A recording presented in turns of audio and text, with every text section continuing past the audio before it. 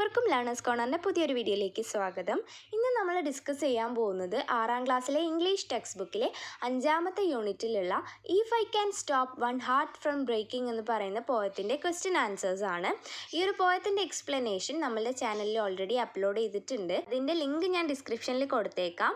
Class 6 എന്ന് പറയുന്ന പ്ലേലിസ്റ്റിൽ കയറിയാലും നിങ്ങൾക്ക് ആ വീഡിയോ കാണാവുന്നതാണ്. അപ്പോൾ നമുക്ക് നേരെ ക്വസ്റ്റ്യൻ ആൻസേഴ്സിലേക്ക് വരാം. ഫസ്റ്റ് ക്വസ്റ്റ്യൻ നോക്കാം. According to the poet, what is the real way of making one's life meaningful?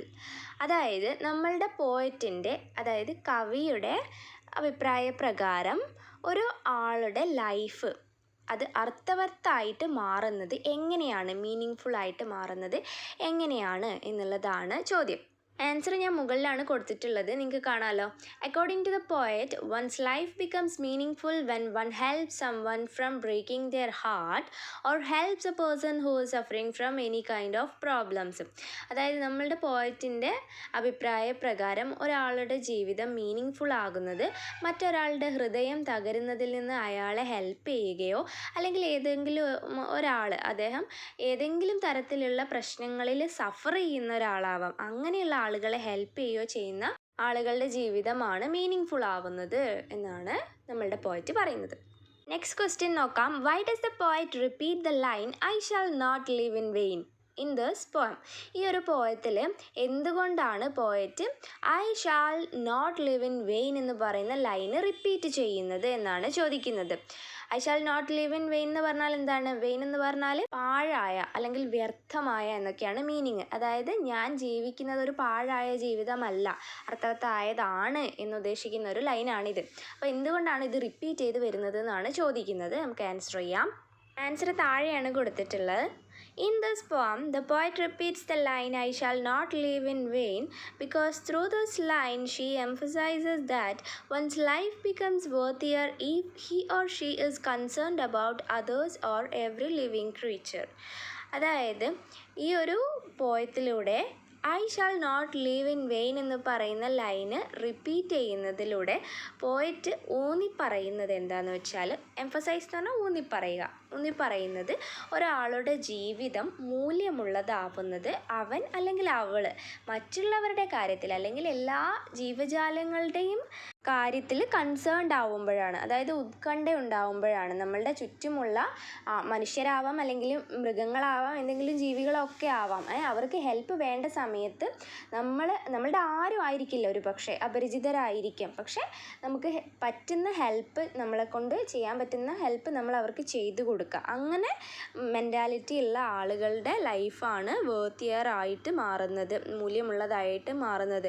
So അങ്ങനെയുള്ള ആളുകൾ എന്താണ്, നോട്ട് ലീവ് ഇൻ വെയിൻ ആണ്. അതായത് അവരുടെ ജീവിതം ഒരിക്കലും എന്താണ്, പാഴായതല്ല, അവർ പാഴായ ഒരു ജന്മമല്ല മുന്നോട്ട് കൊണ്ടുപോകുന്നത് എന്നാണ് പറയുന്നത്. ഓക്കെ, തേർഡ് ക്വസ്റ്റ്യൻ നോക്കാം. Helping A bird is an act of kindness. ഒരു ബേർഡിനെ ഹെൽപ്പ് ചെയ്യുക എന്നുള്ളത് എന്താണ്, ഒരു ആക്ട് ഓഫ് കൈൻഡ്നെസ് ആണ്, ഒരു കരുണയുള്ള പ്രവൃത്തിയാണ് അല്ലേ. ഹെൽപ്പ് ഒരു ബേർഡിന് ആവശ്യം വരുന്ന സമയത്ത് ഹെൽപ്പ് ചെയ്യുന്നത് ഒരു ആക്ട് ഓഫ് കൈൻഡ്നെസ് ആണ്, ഒരു കരുണ നിറഞ്ഞ പ്രവൃത്തിയാണ്. Pick out from the poem the line which bears the same meaning. ഇതേ മീനിങ് വരുന്ന ലൈൻസ് നമ്മളുടെ പോയത്തിൽ നിന്ന് എടുത്ത് എഴുതാനാണ് പറയുന്നത്. Or help one fainting Robin unto hers nest again. അതായത് റോബിൻ എന്ന് പറയുന്നത് ഇവിടെ എന്താണ്, പക്ഷിയാണ്. തളർന്നു വീണ ഒരു പക്ഷീനെ തിരിച്ചതിൻ്റെ കൂട്ടിലേക്ക് വെക്കുന്നു എന്നുള്ളതാണ് ഈ ലൈൻസ് മീൻ ചെയ്യുന്നത്. അപ്പോൾ എന്താണ്, ഈ ഒരു ബേർഡിനെ ഹെൽപ്പ് ചെയ്യുന്ന ഒരു ലൈൻസ് ഇതാണ് നമ്മളുടെ പോയത്തിലുള്ളത്. സോ അതാണ് നമ്മളിവിടെ കൊടുത്തിട്ടുള്ളത്. ഇനി നാലാമത്തെ ക്വസ്റ്റ്യൻ നോക്കാം. Pick out the words used in the poem that shows physical suffering or discomfort. ശാരീരികമായിട്ട് ഉണ്ടാവുന്ന കഷ്ടപ്പാടുകൾ അല്ലെങ്കിൽ ബുദ്ധിമുട്ടുകൾ, ദുരിതങ്ങൾ, അങ്ങനെയൊക്കെ മീനിങ് വരുന്ന വേർഡ്സ് നമ്മളുടെ പോയത്തിൽ നിന്ന് പിക്ക് ഔട്ട് ചെയ്ത് ഇവിടെ എഴുതാനാണ് പറഞ്ഞിട്ടുള്ളത്. Aching, pain and fainting are the words that show physical suffering or discomfort. അപ്പം ഇവിടെ ഏക്കിംഗ് എന്ന് പറഞ്ഞാൽ എന്താണ്, വേദനയാണ് അല്ലേ, നോവ്. അതായത് നമ്മൾ ഹെഡ് ഏക്ക്, സ്റ്റൊമക്ക് ഏക്ക് എന്നൊക്കെ പറയില്ലേ, തലവേദന, വയറുവേദന ഒക്കെ. അതേപോലെ ഏക്കിങ് അതാണ് വേദന തന്നെയാണ് കേട്ടോ മീനിങ് വരുന്നത്.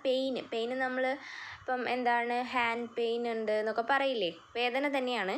പിന്നെ എന്താണ്, ഫെയിൻറ്റിങ്, അതായത് തളർച്ച അല്ലെങ്കിൽ ബോധക്ഷയം എന്നൊക്കെ പറയില്ലേ, ഇതൊക്കെ എന്താണ് ഒരു ഫിസിക്കൽ സഫറിങ് അല്ലെങ്കിൽ ഡിസ്കംഫേർട്ടാണ് അല്ലേ. അപ്പോൾ ഈ വേർഡ്സൊക്കെയാണ് നമ്മളുടെ പോയത്തിൽ യൂസ് ചെയ്തിരിക്കുന്നത്. ഓക്കെ, അഞ്ചാമത്തെ ക്വസ്റ്റ്യൻ നോക്കാം.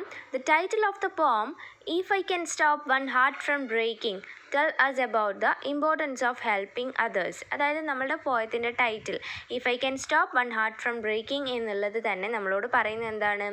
ഇമ്പോർട്ടൻസ് ഓഫ് ഹെൽപ്പിംഗ് അതേഴ്സ്, മറ്റുള്ളവരെ സഹായിക്കുന്നതിൻ്റെ പ്രാധാന്യത്തെക്കുറിച്ചാണ്. How do you feel when you help others? നിങ്ങൾ മറ്റുള്ളവരെ സഹായിക്കുന്ന സമയത്ത് നിങ്ങൾക്ക് എന്താണ് ഫീൽ ചെയ്യുക എന്നാണ് ചോദ്യം. എന്താണ്? By helping others I feel happiness, satisfaction and self respect. മറ്റുള്ളവരെ സഹായിക്കുന്ന സമയത്ത് എനിക്ക് ഹാപ്പിനെസ്സും അതേപോലെ സാറ്റിസ്ഫാക്ഷൻ, ഒരു സംതൃപ്തി ഉണ്ടാവും, പിന്നെ സെൽഫ് റെസ്പെക്റ്റ്, നമുക്ക് നമ്മളോട് തന്നെ ഒരു റെസ്പെക്റ്റ് തോന്നും അല്ലേ. Question number 6.